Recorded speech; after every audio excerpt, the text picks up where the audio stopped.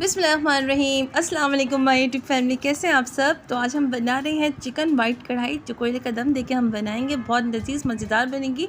आइए बनाते हैं। आधा किलो चिकन ली थी और बारीक चौकोर साइज़ में मैंने छोटे छोटे पीस करा लिए थे। 7 से 8 अदर हरी मिर्ची थी, उनको पीस लिया था।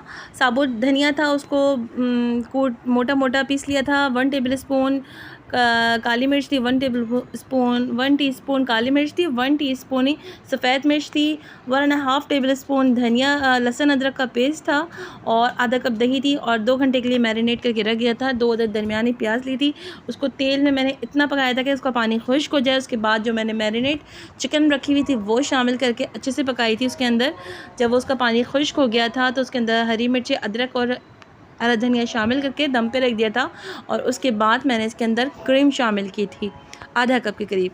ठीक है। उसके बाद हम कोयले को अच्छे से आग पे जला लेंगे, गरम कर लेंगे और फिर हम उसका धुआं देंगे। फिर मैंने कोयले का दम दिया था और उसके बाद फिर हमारी वाइट कढ़ाई तैयार हो गई थी। लजीज मज़ेदार बनी थी। आप बना के देखिएगा, मेरी इस रेसिपी से सबको बहुत पसंद आएगी और बना के मुझे अपना फीडबैक ज़रूर दीजिएगा। तो मिलते हैं इंशाल्लाह नेक्स्ट रेसिपी के साथ।